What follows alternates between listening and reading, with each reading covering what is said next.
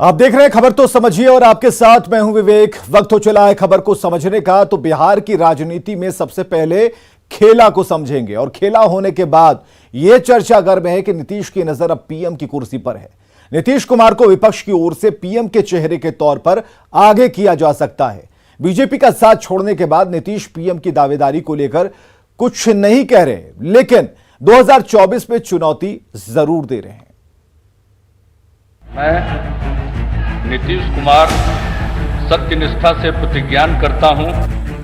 कमल का साथ छोड़कर नीतीश कुमार अब उस लालटेन को जलाने निकल पड़े हैं जिसे बुझाने की रणनीति ही बिहार वासियों को कभी रास आई थी और बिहार की जनता के आशीर्वाद से नीतीश कुमार का कद बड़ा होता चला गया।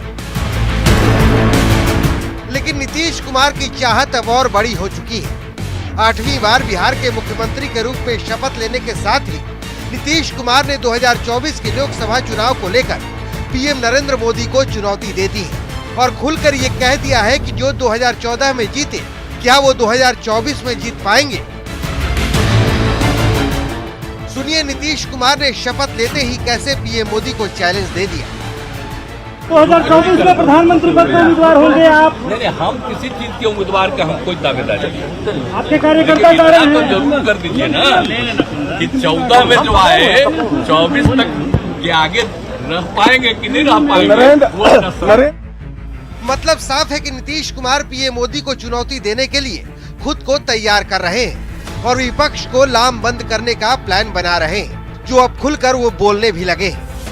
मजबूत करेंगे पूरे देश में, बहुत पूरे तौर पर पूरे देश में मजबूत करेंगे। नहीं, पूरे तौर पर मजबूत करेंगे। अब कुछ लोगों को लगता है कि विपक्ष खत्म हो जाएगा तो हम लोग भी तो आ ही गया विपक्ष में। जितना करना है उतना वो करते न रहे। आपकी परिकल्पना था कि पुराना जनता पार्टी एक रहे, क्या आप चाहेंगे कि यूपीए के कन्वेनर के पास आगे सब कुछ करेंगे। अब आप सब दलों को एक करेंगे। आप तो जानते हैं पहले भी हम कोशिश प्रयास किया था, एक बार किया था।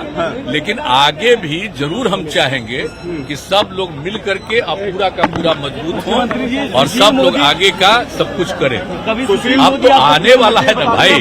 देखिए, जिनको 14 में मिला अब 24 है ना, फिर तो इसलिए सब लोग एकजुट हो जाए।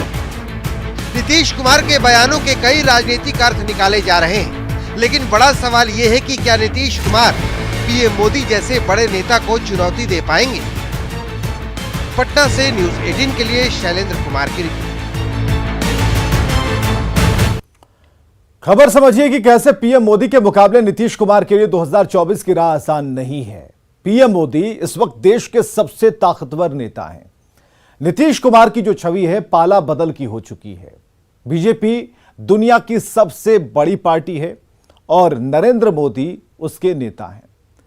बिहार से आगे नीतीश का जनाधार ना के बराबर है और मौजूदा जो हालात हैं अगर उसी की बात कर लें तो जेडीयू के पास सिर्फ 16 लोकसभा सीट है। पूरे देश में 56 विधानसभा सीट हैं और ऐसे में सवाल है कि क्या गठबंधन वाकई नीतीश के चेहरे पर दांव लगाने को तैयार होगा। नीतीश 8 बार सीएम बने जरूर, लेकिन एक बार भी अपने दम पर नहीं बन पाए। यह बात सवाल खड़ी करती है कि क्या नीतीश पीएम मटेरियल हैं। एक बार मान लीजिए कि कांग्रेस और आरजेडी अपनी तरफ से नीतीश को आगे कर देगी, लेकिन सवाल है कि क्या बाकी पार्टियां नीतीश कुमार को स्वीकार कर पाएंगी। नीतीश के नाम पर विपक्ष एक हो पाएगा। ममता बनर्जी की टीएमसी, डीएमके और वाईएसआर की पार्टी के पास भी नीतीश से ज्यादा सांसद हैं। पीएम उम्मीदवार चुनने की बारी आएगी तो क्या ममता ये खेल होने देंगी। अरविंद केजरीवाल नीतीश के नाम पर मान जाएंगे। नीतीश की छवि बेशक विकास पुरुष की रही है, लेकिन उनका ट्रैक रिकॉर्ड बेहतरीन नहीं है। गरीबी में बिहार देश में पहले नंबर पर है। बेरोजगारी में बिहार चौथे नंबर पर है। प्रति व्यक्ति आय के मामले में बिहार देश के औसत का 1/3 ही है। तो इसे समझना ज्यादा मुश्किल नहीं है कि आखिर कौन सा आधार है जिसकी बिना पर यह कहा जा रहा है कि प्रधानमंत्री नरेंद्र मोदी के सामने नीतीश कुमार की जो हुंकार है बहुत ज्यादा दम रखती है। इधर पीएम मोदी ने कांग्रेसी नेताओं पर करारा तंज कसा। पीएम मोदी ने कहा कि देश में कुछ लोग हैं जो नकारात्मकता के भंवर में फंसे हैं, निराशा में डूबे हैं और अब काले जादू की तरफ मुड़ते नजर आ रहे हैं।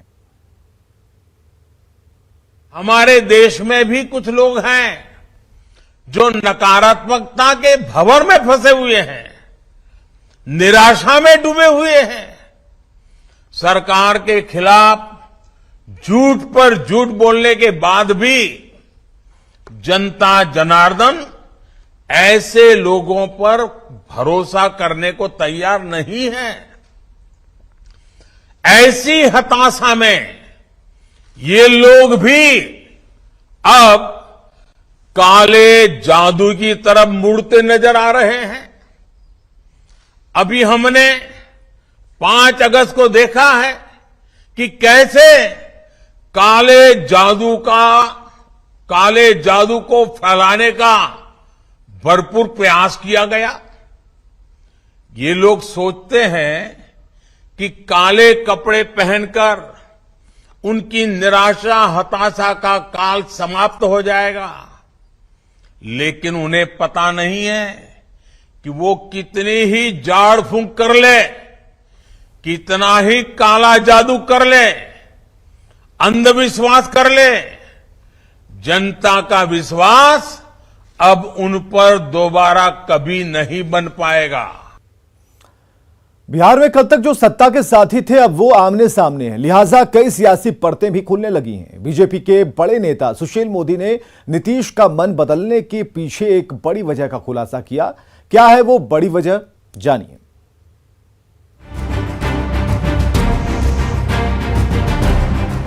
इस तस्वीर के साथ ही बदल गई बिहार की सरकार। चेहरा वही लेकिन सरकार नई। सिंहासन के पलटासन के पीछे जितने नेता उतने तर्क, लेकिन नीतीश की नजर में एक और फैक्टर था जिसकी वजह से ये नौबत आई। से तो मेरी मित्रता रही है, अब काहे उनको काहे नहीं बनाया?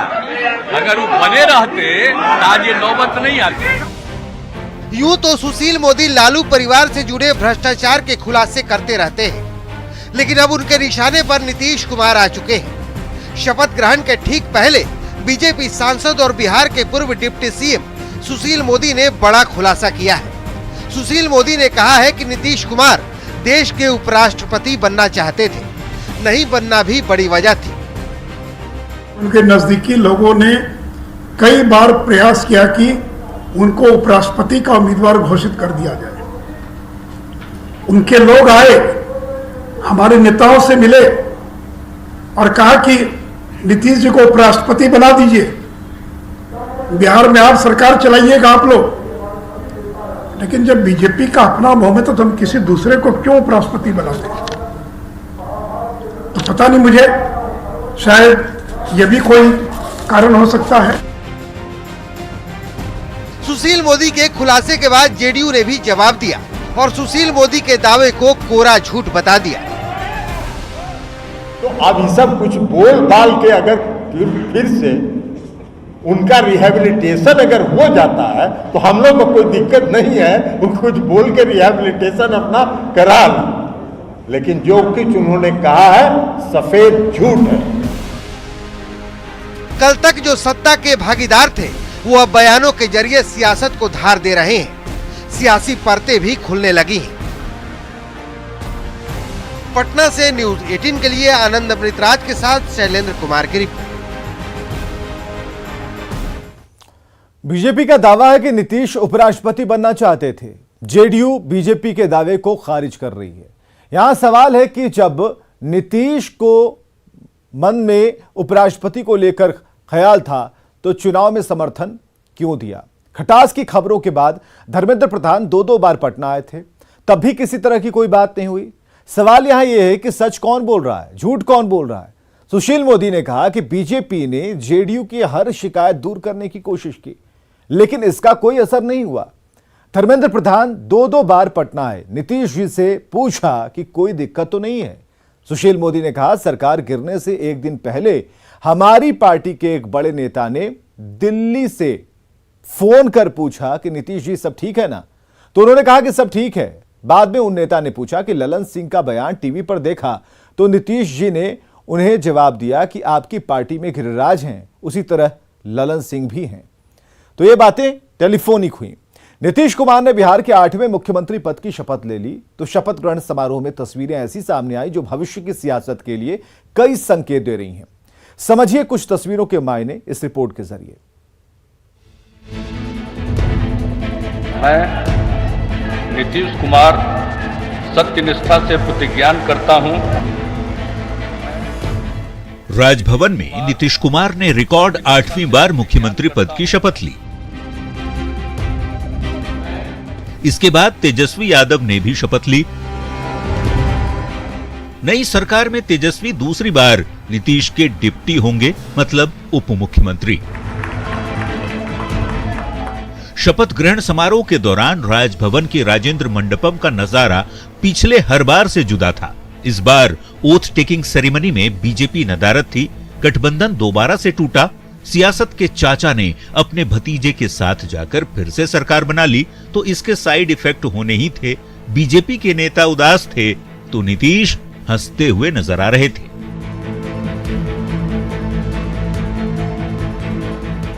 राबड़ी देवी के साथ उनकी छोटी बहू और तेजस्वी यादव की पत्नी राजश्री के लिए भी ये यादगार लम्हा था।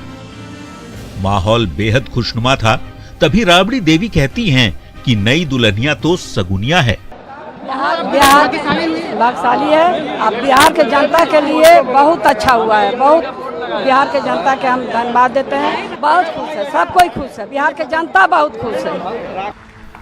अब ये तस्वीर देख लीजिए। शपथ लेते ही तेजस्वी ने नीतीश कुमार के पांव छूकर आशीर्वाद लिया। साफ संदेश देने की कोशिश कि अभिभावक के तौर पर अगली पारी में जो आदेश चाचा देंगे उसका पालन भतीजा जरूर करेगा। तेजस्वी को देखिए कैसे नीतीश कुमार ने जोरदार तरीके से गले लगाया, बाहों में जकड़े रखा। इस दौरान सियासी चाचा भतीजे का बॉडी लैंग्वेज भी बहुत कुछ संकेत दे रहा था, ये बताने की कोशिश कि अब कोई गिला शिकवा नहीं। ऐसी तस्वीरों के सामने आने के बाद जाहिर तौर पर आरजेडी कार्यकर्ताओं का उत्साह दोगुना हो गया। पार्टी समर्थक जोरदार तरीके से इस बेहद खास दिन को यादगार बनाने में जुट गए।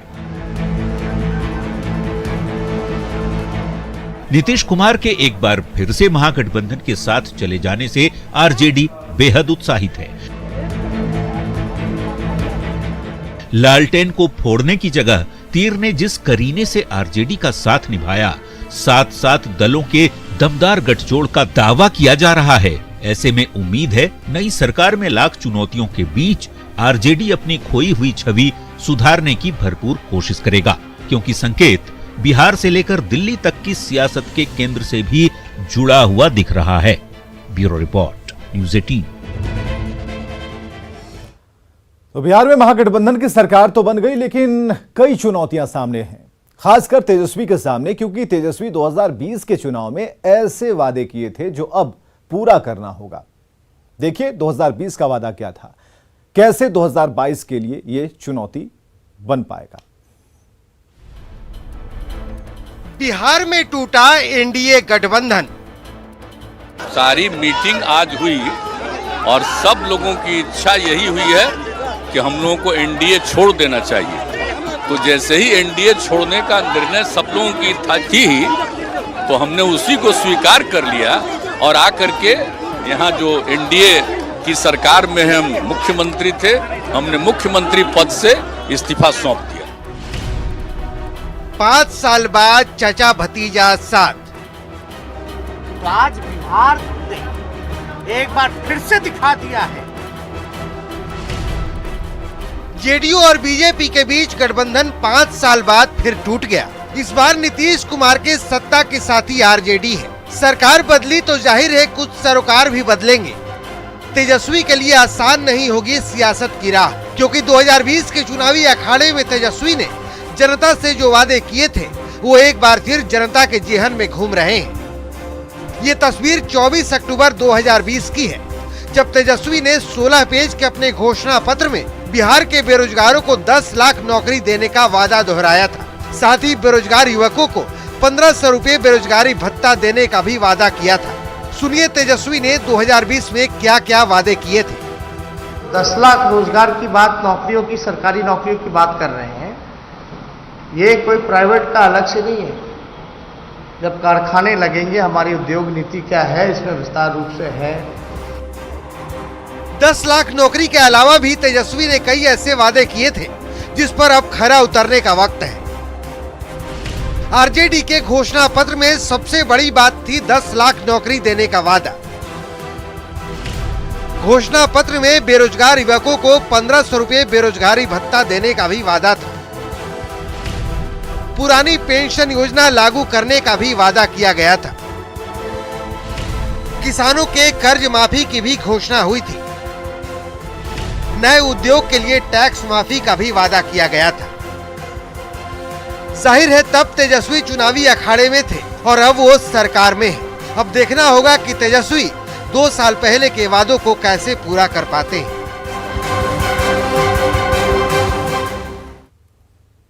और खबरें लगातार जारी हैं, बने रहिए हमारे साथ।